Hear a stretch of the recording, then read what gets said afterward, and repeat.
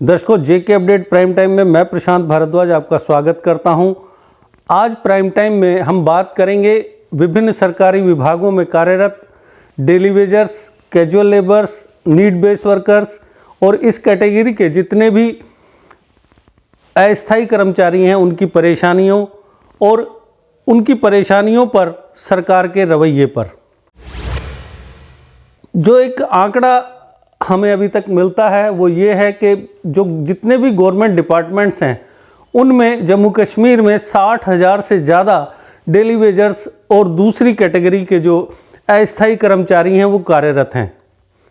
और ये जो डेली वेजर्स हैं ये पिछले काफ़ी लंबे अरसे से अपनी जेन्युइन और पेंडिंग डिमांड्स को लेकर एक लड़ाई लड़ रहे हैं, लेकिन उनकी लड़ाई अभी तक किसी मुकाम पर नहीं पहुंची है।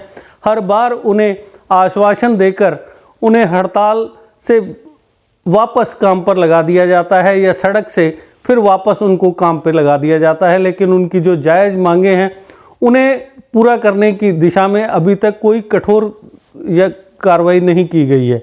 मैं आपको बताऊं कि जो 3 डिपार्टमेंट हैं मेन, पीडीडी, पीएचई और इरिगेशन, वो पूरी तरह से इन डेली वेजर्स पर डिपेंडेड हैं।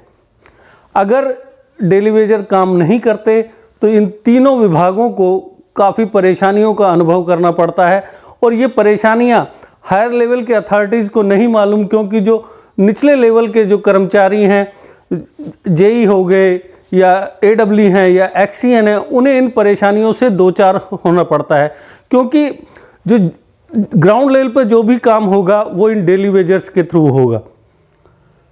पिछले कुछ सालों के दौरान इन तीनों ही डिपार्टमेंट्स में, स्पेशली पीएचई और इरिगेशन में, कोई नए कर्मचारियों की भर्ती नहीं की गई है और जिन कर्मचारियों को रिटायर हो गए हैं, जो उनकी जगह जो काम कर रहे हैं वो डेली वेजर्स कर रहे हैं। और डेली वेजर्स को देखा जाए तो आज इस महंगाई के इस दौर में सिर्फ 6,000 रुपये महीना दिया जाता है और वो भी उन्हें साल में कोई 1 या 2 बार ही मिल पाता है, जिसकी वजह से उनके परिवारों को काफ़ी समस्याओं का सामना करना पड़ता है।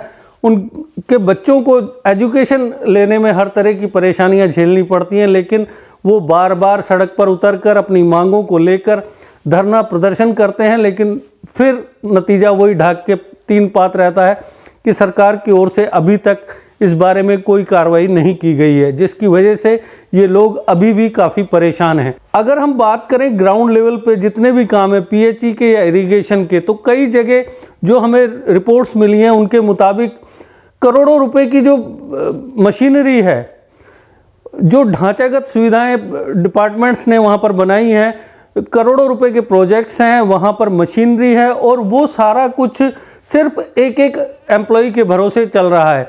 और अगर खुदा ना खास्ता वो एम्प्लॉय रिटायर हो रहा है तो उसकी भरपाई करने के लिए, उसकी जगह काम करने के लिए सरकार के पास या संबंधित डिपार्टमेंट के पास कोई दूसरा कर्मचारी नहीं है। जो रूरल एरियाज़ हैं या बॉर्डर एरियाज़ हैं, वहाँ पर जो पीएचई के पंपिंग स्टेशंस हैं या इरिगेशन की लिफ्ट स्कीम्स वगैरह हैं, वहाँ पर करोड़ों रुपए की जो प्रॉपर्टी है, जो मशीनरी है, वो भगवान भरोसे वहाँ पर पड़ी रहती है।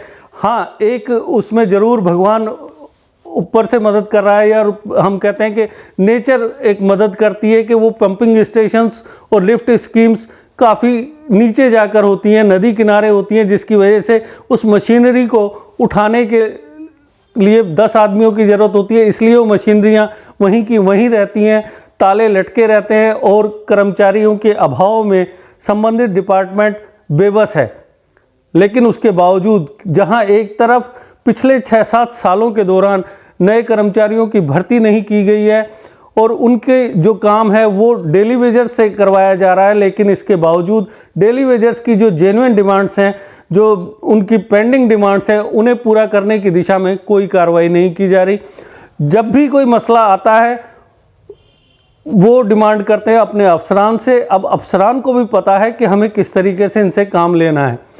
जो पीएचई या पीडीडी या इरिगेशन के जो अफसरान हैं उनका ये कहना है कि हम कभी प्यार से, कभी डांट कर इन लोगों से अपना काम ले रहे हैं, लेकिन हम भी मजबूर हैं कि हम किस तरीके से इनकी डिमांड्स को पूरा करें, क्योंकि वो पावर्स हमारे पास नहीं है, वो पावर्स हाई लेवल पर है।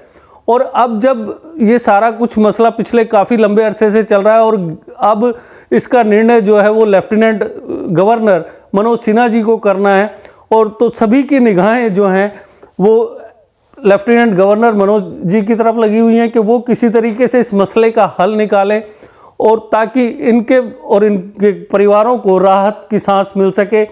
इनके जो भत्ते हैं वो इन्हें नियमानुसार हर मंथ मिलते रहें, ताकि इन्हें किसी तरह की कोई परेशानी पेश ना आए। जब एक पूरा सिस्टम आपका इन्हीं daily basis, daily wagers, need base workers, casual labours के सर पर आप चला रहे हैं, तो कम से कम इनका ध्यान रखना भी आपकी जिम्मेदारी है। लेकिन इस जिम्मेदारी से अभी तक सरकार परहेज करती रही। जब जम्मू कश्मीर केंद्र शासित प्रदेश नहीं था, एक पूर्ण राज्य था, उस वक्त की तत्कालीन सरकारों के कार्यकाल में चाहे जो भी हालात रहे हों इन डेली वेजर्स की भर्ती करने के पीछे, लेकिन कहीं ना कहीं ये तो सच्चाई सबको माननी है कि यही डेली वेजर्स हैं जिनके सहारे पर पीएचई, पीडीडी और इरिगेशन जैसे महत्वपूर्ण विभाग चलाए जा रहे हैं। अगर इन एम्प्लॉइज़ की मांगों पर ध्यान नहीं दिया गया तो कहीं ऐसा ना हो कि भविष्य में सरकार के पास इन तीनों डिपार्टमेंट्स को चलाने के लिए कर्मचारियों की पूरी तरह से किल्लत हो जाए। या तो आप जो पीएचई, पीडीडी और इरिगेशन के जो कर्मचारी रिटायर हो गए हैं या जो निकट भविष्य में होने वाले हैं, उनकी कमी को पूरा करने के लिए आप नई भर्ती प्रोसेस को स्टार्ट कीजिए।